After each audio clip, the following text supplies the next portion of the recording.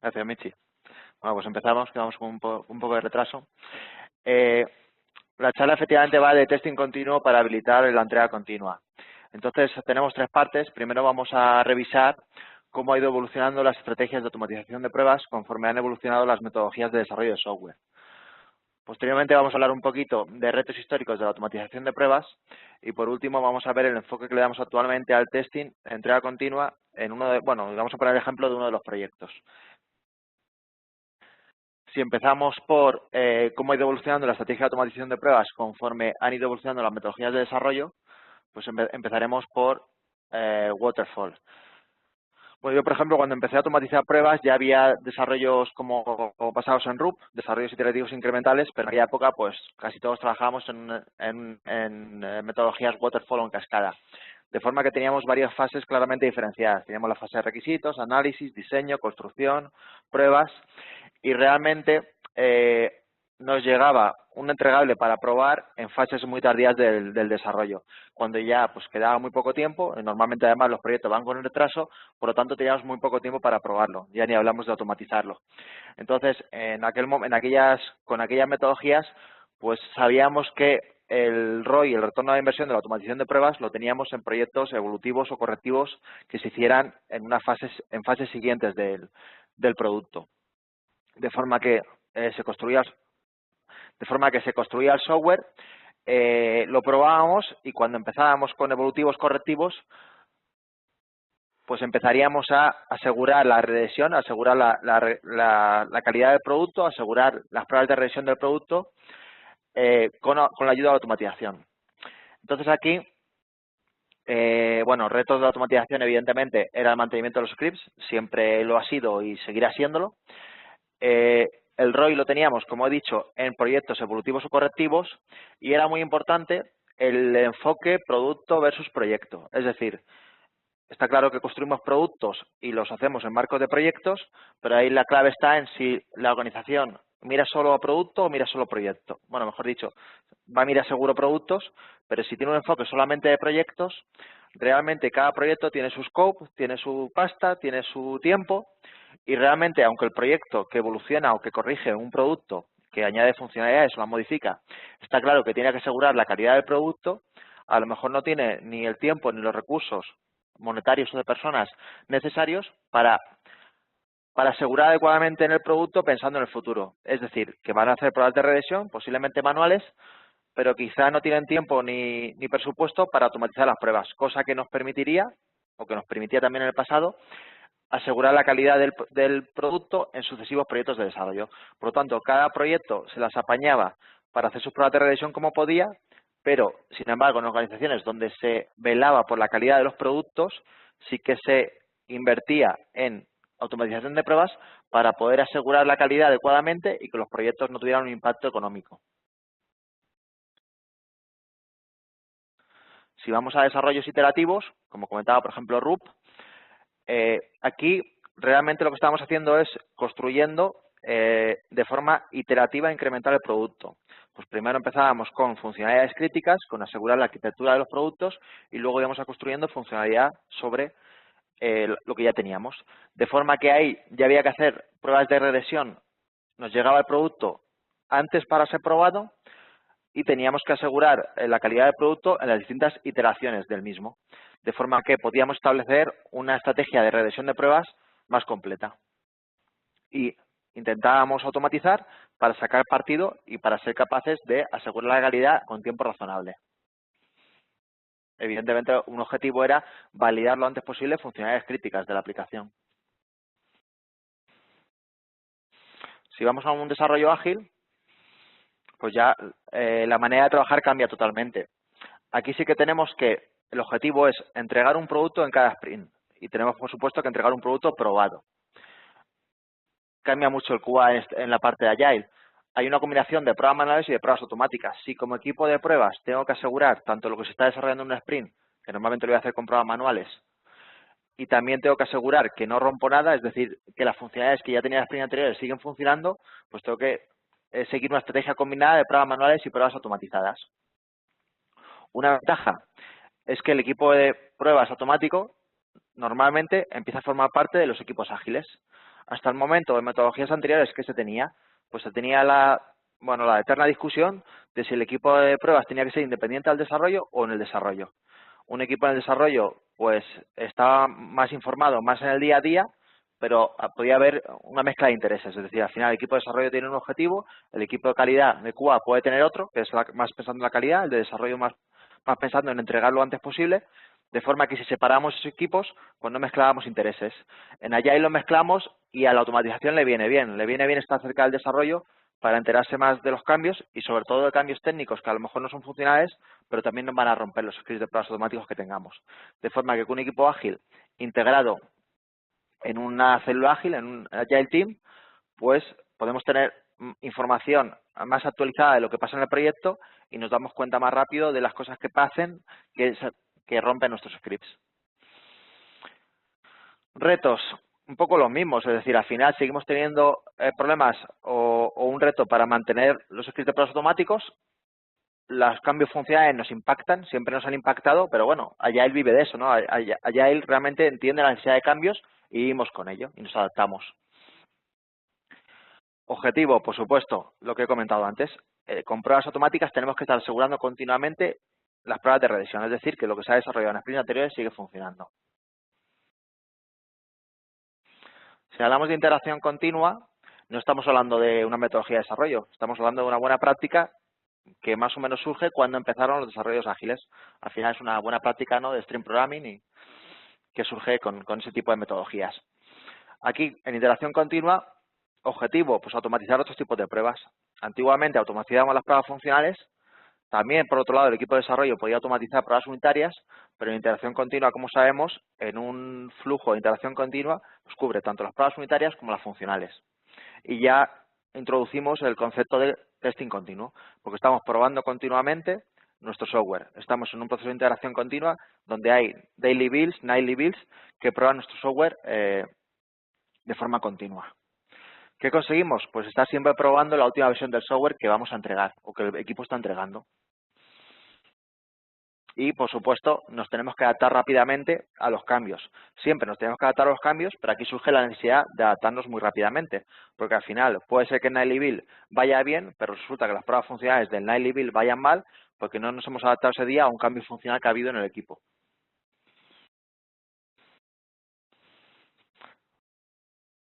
Hablamos de entrega continua y de continuous delivery y continuous deployment. Aquí estamos hablando de lo mismo, no son metodologías de desarrollo, son buenas prácticas, es una evolución de la interacción continua realmente. ¿Por qué surge la entrega continua? Bueno, surge por supuesto para cubrir necesidades del negocio, para conseguir un time to market óptimo, que es desde que alguien cambia una línea de desarrollo, hay un proceso automático de forma que ese código es integrado con el resto del equipo, como se hace en integración continua, ese cambio es desplegado en un servidor de integración continua, se lanzan las pruebas automáticas, pero si todo va bien, se sigue de forma automática desplegando ese software en distintos entornos y se sigue validando el software en los distintos entornos, hasta producción si queremos, ¿no?, que sería el continuous delivery completo. Entonces aquí surge para conseguir un time to market óptimo, pero ya tenemos muchos más retos a la hora de automatizar. Pruebas, si estamos hablando de un proceso completamente automático que va a llevar nuestro software a producción, quizás sin ser probado de forma manual, pues tenemos que aumentar mucho la cobertura de automatización de pruebas. Realmente pensamos que nos estamos quitando testers manuales y que nuestros scripts automáticos tienen que probar todo lo necesario para que ese software sea adecuado y vaya a producción directamente. Vamos a meter las pruebas de rendimiento en el pipeline de entrega continua. Las pruebas de rendimiento ya las teníamos automatizadas, se hacían normalmente en entornos preproductivos, idealmente antes, pero bueno, antiguamente se hacía quizá demasiado tarde y se hacía en una fase previa a subir a producción el software. Aquí no, aquí en entrega continua estamos metiendo en el pipeline de entrega continua las pruebas de rendimiento también. Y lo tenemos como objetivo, pero también podría ser reto. Un gran reto es que necesitamos que las pruebas automáticas se ejecuten más rápido. Las pruebas automáticas, evidentemente, pues siempre han sido rápidas, siempre han sido más rápidas que las manuales, pero no teníamos ese reto. Podíamos lanzar pruebas por la noche y realmente que se tiraran horas y horas ejecutando. O incluso cuando teníamos una regresión de pruebas donde teníamos una mezcla de pruebas manuales y pruebas automáticas, un equipo de pruebas manuales, un equipo de pruebas automático, pues a lo mejor ese equipo lanzaba una regresión que duraba N días y los días los marcaba lo que tardaba el equipo de pruebas manuales en lanzar su regresión manual. El equipo de pruebas automático era más rápido. Entonces, digamos que no se veía tan exigido en el tiempo porque siempre el equipo de pruebas manuales tardaba más. Entonces, no había esa exigencia de necesito que los scripts se ejecuten muy rápidamente. Bueno, los scripts de pruebas automáticos se ejecutaban de forma desatendida y cuando terminaban, pues analizábamos los resultados y todavía éramos mucho más rápidos que el equipo de pruebas manuales lanzando su regresión manual. Aquí, como estamos en un entorno completamente automático y formamos parte del pipeline, pues al final lo que tarden nuestros scripts también marcará cuánto tarda nuestro software en ir a producción. Al final todos los puntos del proceso son importantes y deben ser optimizados.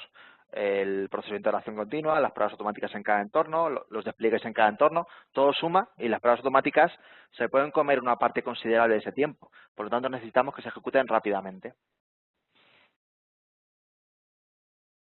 Evidentemente, el reto de adaptarnos rápidamente a los cambios pues se aumenta y además también incluye a las pruebas de rendimiento. Y necesitaremos preparar datos de prueba en diferentes entornos. Normalmente las pruebas automáticas, la certificación, pues nos pasábamos en el entorno de testing, de certificación, de UAT, como se llamara en cada organización. Pero aquí lo que vamos a querer es validar nuestro software en distintos entornos y necesitaremos que nuestras pruebas se ejecuten en distintos entornos. Por lo tanto, tenemos que preparar datos de prueba para ello.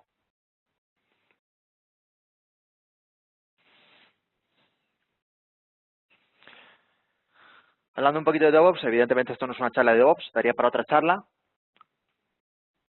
¿Y por qué surge un poco? Porque al final relacionamos DevOps con el tema de entrega continua, con la parte de automatizar todo en el pipeline de entrega continua. ¿Por qué surge un poco todo este mundo de DevOps con entrega continua? Porque realmente en los últimos años hayamos puesto foco en desarrollar software de forma ágil para llevar nuestro software lo antes posible a producción y cumplir el tan repetido time to market, pero realmente construíamos software de forma ágil, lo llevábamos de forma muy ágil a un entorno, a un servicio, a un entorno de interacción continua, donde incluso lo podíamos probar automáticamente y sabíamos que nuestro software funcionaba perfectamente, pero ese software estaba en nuestro entorno, no estaba en un entorno ni preproductivo, ni productivo, ni había pasado por certificaciones, ni por arquitectura para pruebas de rendimiento, ni muchas cosas. Realmente teníamos una manera de desarrollar software ágil que no se correspondía con una entrega ágil. Realmente seguíamos siendo lentos entregando software al usuario, ¿no? Que es lo que importa al final, llevar el software al usuario y a producción. Entonces, un poco DevOps surge para esto, ¿no? Para que los equipos, es un cambio, no es una metodología, tampoco es una tecnología o no es una simple tecnología, sino que es un cambio organizacional para unir el mundo del desarrollo y el mundo de sistemas para ser capaz de cubrir ese pipeline completo, es decir, de forma ágil llevar nuestro software a producción. ¿Y cómo se consigue? Pues con DevOps y con la automatización de pruebas y otras cosas. Necesitamos, por supuesto, incrementar la cobertura de automatización de pruebas, porque lo he dicho, no vamos a tener pruebas manuales, no es que no tengamos, sino que no aplican en un pipeline de entrega continua.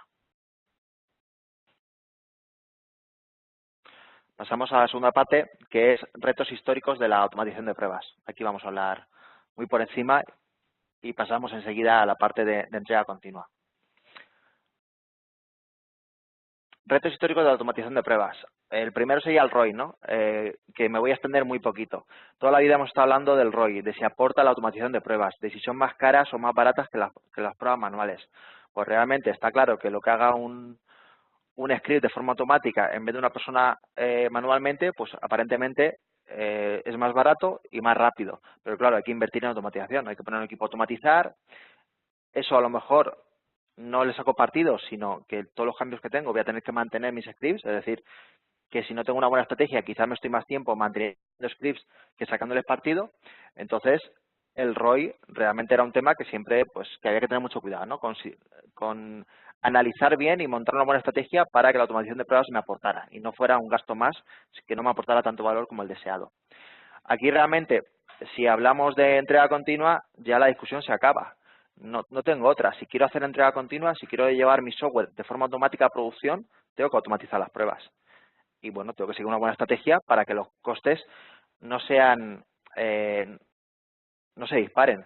Pero no se trata de coste automático versus manual, sino se trata de coste de automático y de todo lo demás versus no llevar mi software a producción. Es decir, que al final necesito cumplir el time to market esperado por el negocio, necesito poner mi software en producción.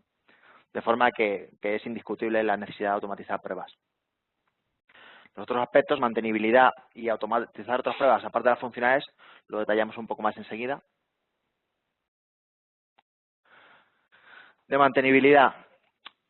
Un aspecto primero, antes de dar un par de ideas sobre mantenibilidad de scripts.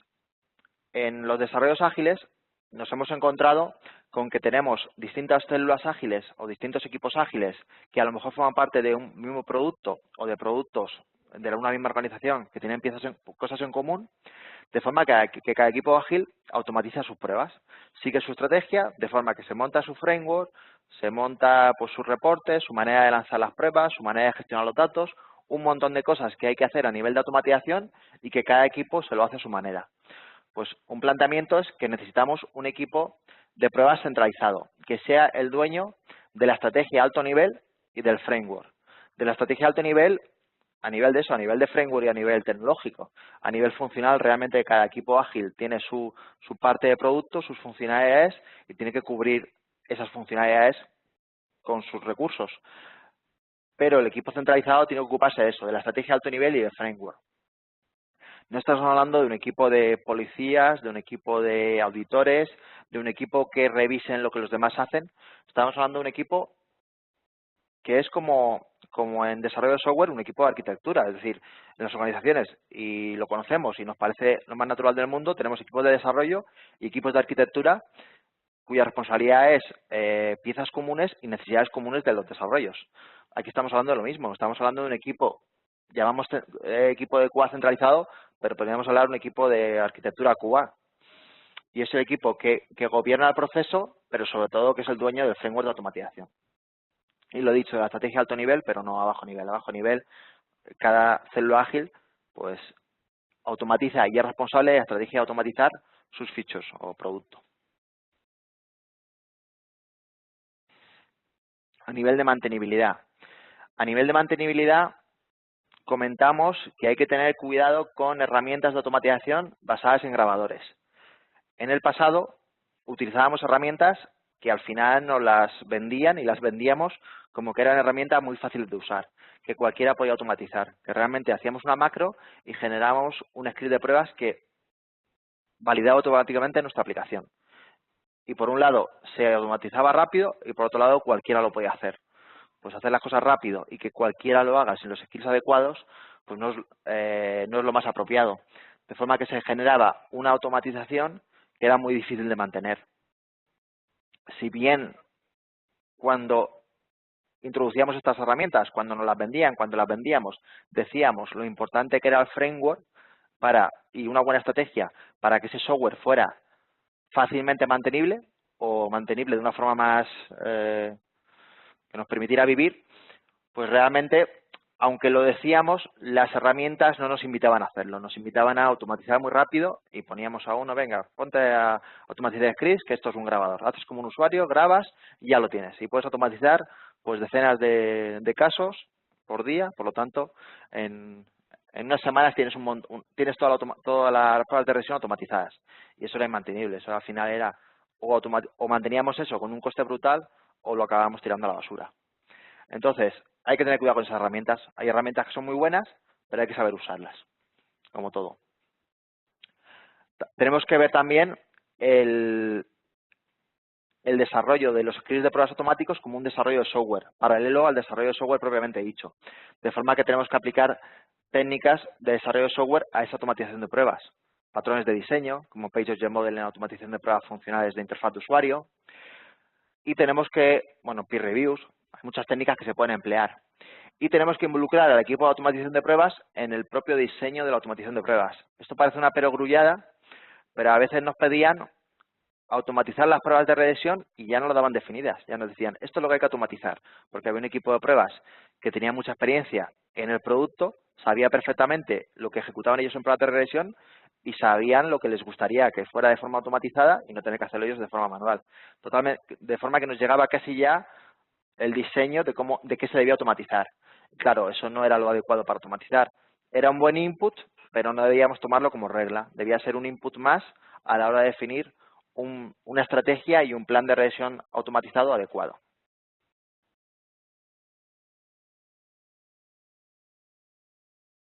No sé si me ha saltado una slide. No.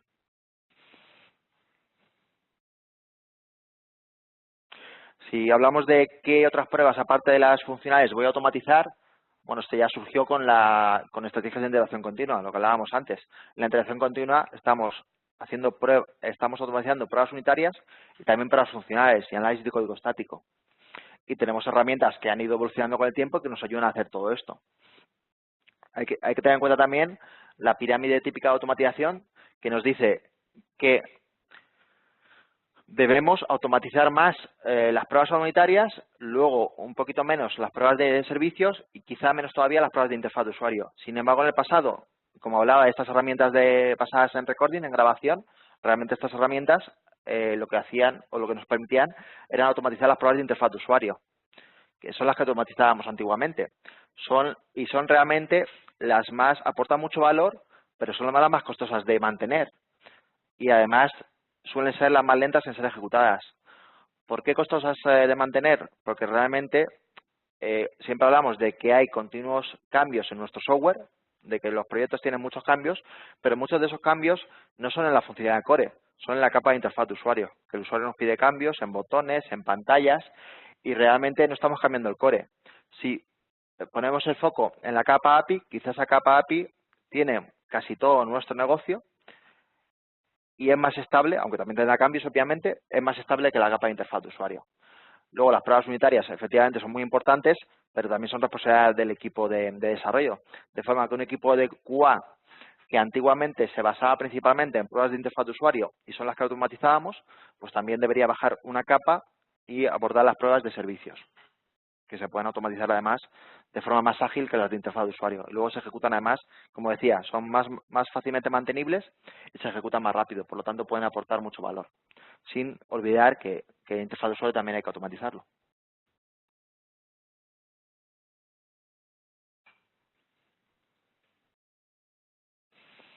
Si entramos en la tercera parte, que es el enfoque que le damos a la entrega continua, un poco repasando, ¿en qué no pasamos? ¿En qué no pasamos la entrega continua? Evidentemente en desarrollo ágil no vamos a hacer entrega continua en un desarrollo en cascada, no tiene sentido.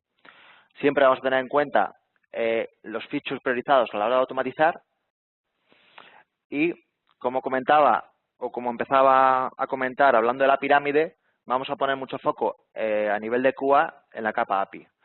¿Por qué? Porque son más fáciles de mantener, se ejecutan más rápido, permiten probar la mayor parte de la funcionalidad de mi producto y realmente esa capa API en los últimos años ha cogido mucha importancia.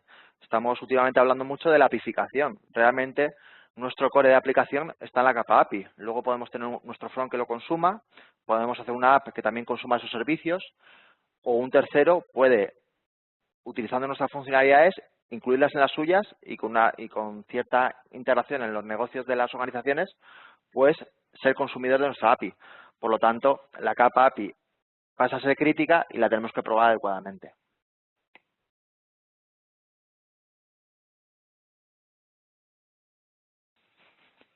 ¿Cómo automatizamos las pruebas en un entorno de entrega continua? Pues utilizamos Docker para virtualizar entornos. Por un lado, Docker lo utilizamos tanto en la parte de DevOps para generar entornos, pero también en la parte de testing. Yo voy a centrarme en la parte de testing.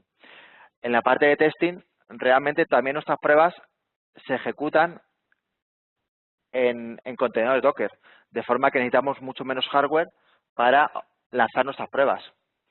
Y si hablamos de que nuestras pruebas tienen que ser ejecutadas de forma rápida, pues realmente en el pasado lo que nos planteábamos para acelerar la ejecución de pruebas de regresión en un montón de máquinas que ejecutábamos en paralelo, y bueno, era rápido, pero también necesitaba mucho hardware, necesitábamos al final mucho dinero. Con Docker pues podemos levantar los contenedores que queramos y lanzar las pruebas en paralelo, de forma que conseguimos ejecutar nuestras pruebas de regresión de forma más rápida y requerir menos hardware, por lo tanto menos coste. Por supuesto, el moqueo es importante. Lo que pasa es que ya depende de nuestra estrategia de entrega continua. Nosotros, por ejemplo, lo que hacemos es, en ciertos entornos, por ejemplo, de interacción continua, moqueamos todos los servicios externos de forma que nos centramos en nuestro producto, en que nuestro producto esté bien probado, pero luego en otros entornos quitamos los mocks para comprobar que nuestro producto se integra adecuadamente con otros productos de la organización. Utilizamos Mocking Server, hay otras herramientas, porque también nos permite grabar ese comportamiento, el comportamiento que tienen servicios externos que queremos moquear, lo grabamos con Mocking Server y de esa forma conseguimos moquear mucho más rápidamente.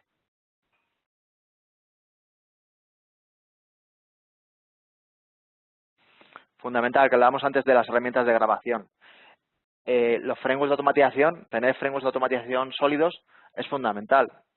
También es verdad que hemos aprendido mucho en todos estos años y realmente pues sabemos cómo se debe automatizar bien, sabemos cómo montar un proyecto adecuadamente desde cero y utilizar los patrones de diseño adecuados para que ese software sea fácilmente mantenible.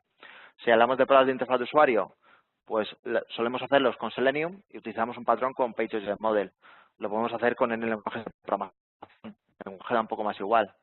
De forma que tenemos frameworks basados en open source, tanto Java como en JavaScript. Podríamos tener otros lenguajes.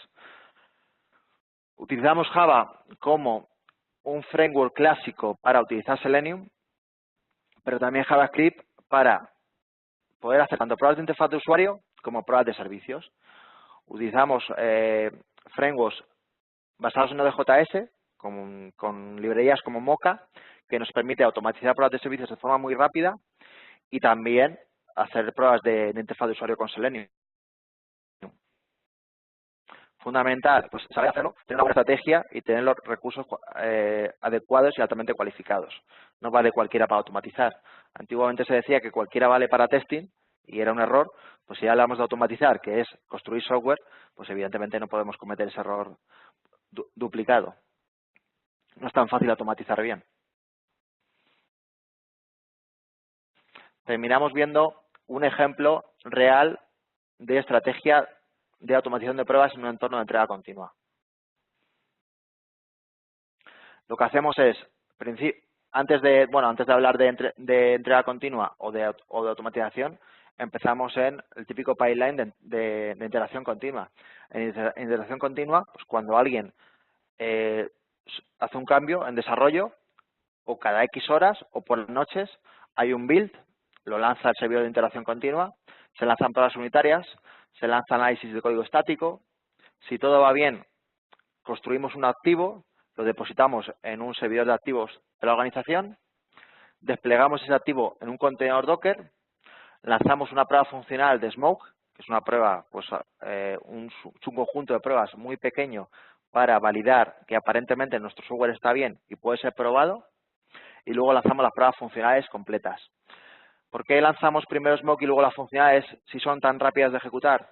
Bueno, realmente nos interesa lanzar primero un subconjunto muy pequeño, porque si ese subconjunto muy pequeño va rápido, no tiene sentido seguir ejecutando pruebas, que aunque se ejecuten muy rápido, luego habría que analizarlas. Entonces, si el Smoke falla, no tiene sentido seguir probando. Ese build hay que darlo por malo. Si el Smoke está bien, y solo si el Smoke está bien, como es todo automático, se lanzan las pruebas funcionales automatizadas, con las piezas externas, con los servicios externos que no forman parte propiamente de mi producto, moqueados. Si todo eso va bien, llevamos de forma automática nuestro software a un entorno de UAT, donde lanzamos las pruebas funcionales de Smoke y las pruebas funcionales de nuevo. Ahí vamos a lanzar casi las mismas pruebas. Habrá alguna prueba que quizás no tenga sentido lanzar en los dos entornos, pero la mayoría de pruebas sí. ¿Por qué ejecutamos dos veces las mismas pruebas? Bueno, se ejecutan rápido y realmente, por lo tanto, no perdemos mucho tiempo en el pipeline y realmente el enfoque es distinto. No es lo mismo un entorno de integración continua dockerizado que un entorno de UAT donde ya tienes una infraestructura más compleja. Todavía no es tan parecida con la de producción, pero es más compleja. Al final tu software no se tiene por qué comportar igual en un entorno u otro. Entonces te interesa, con una estrategia de automatización de forma que se ejecuta la prueba rápido, te interesa lanzar tus pruebas funcionales tanto en el entorno de integración continua como en un entorno de UAT. Aquí, como ponemos, no tenemos mocks, ya tenemos la realidad de nuestra integración con el resto de productos o el resto de servicios de la organización. Y si esas pruebas, bueno, evidentemente es lo mismo. Si el smoke va bien, se lanzan las funcionalidades, y si las funcionalidades va bien, se llevaría nuestro software de forma automática a un entorno preproductivo. Aquí en las pruebas funcionales, también en las de integración continua, solemos jugar con dos niveles. Podemos tener pruebas funcionales críticas o no críticas, o gold, silver, bronce, depende si queremos hablar de niveles. De forma que podemos establecer umbrales distintos. Por ejemplo, dentro de las funcionales podemos decir que hay 50 casos de prueba que son críticos, que no puede fallar ninguno. De forma que esa suite crítica tiene que estar al 100%.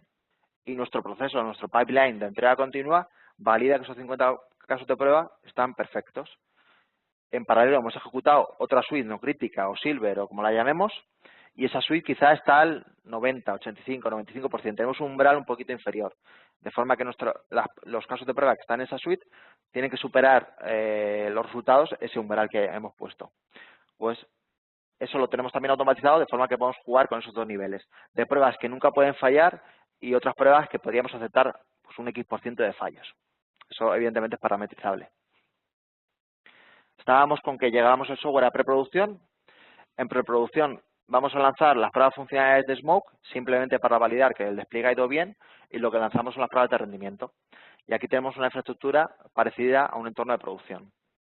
Si todo ha ido bien, realmente ese software está para ir a producción, o para que lo vea el usuario antes de ir a producción. Ahí ya depende de si estoy en un día cualquiera donde cualquier cambio de desarrollo va a producción, o realmente el usuario está esperando una nueva release y quiere ver cierta funcionalidad y la quiere ver antes de que esté en producción. Pues es parametrizable también que ese software vaya directamente a producción o se quede en un entorno de preproducción y luego haya que entrar a la herramienta que gestiona el pipeline y dar al botón de despliega en producción. ¿Qué necesitamos aquí?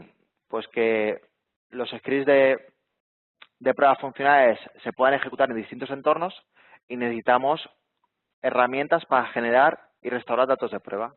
Siempre hemos necesitado preparar datos de prueba y siempre ha sido muy crítico para la automatización de pruebas el preparar datos de prueba adecuados en mi entorno de UAT, certificación, testing, como se llamara, pero realmente ahora necesito preparar datos de prueba tanto en integración continua como en UAT como en preproducción.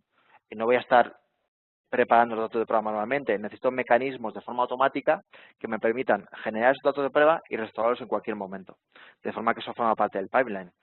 Yo en integración continua puedo desplegar un contenedor que ya tenga sus datos de prueba preparados, pero en UAT no voy a poder, ahí no tengo Docker, tengo una infraestructura más real, de forma que voy a necesitar una automatización que me permita inyectar en esos entornos los datos de prueba y restaurarlos en cualquier momento para la automatización. Y esta es una implementación que tenemos en un importante cliente nuestro del sector retail. Es una implementación real que hacemos de automatización de pruebas en un entorno de entrega continua. No sé si tenéis alguna pregunta.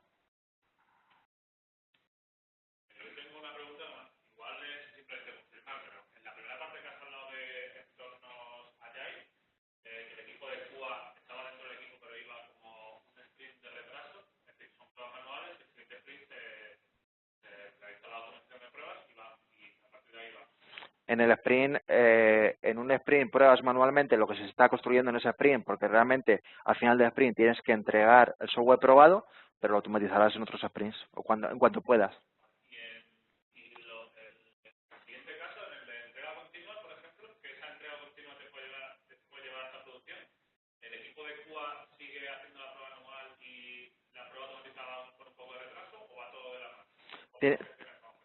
Tiene que ir de la mano. Tiene que ir de la mano porque intentamos que vaya de la mano, porque realmente al final el proceso va a ser completamente automático. Podemos haber probado ese software manualmente, pero al final cuando lanzas todo el proceso, desde el momento que lo lanzas ya no vas a tener pruebas manuales. Por lo tanto, si no tienes cubierto lo que necesitas que esté cubierto, pues tienes un riesgo de que has probado algo manualmente, pero luego lo despliegas en distintos entornos sin que esté automatizado eso.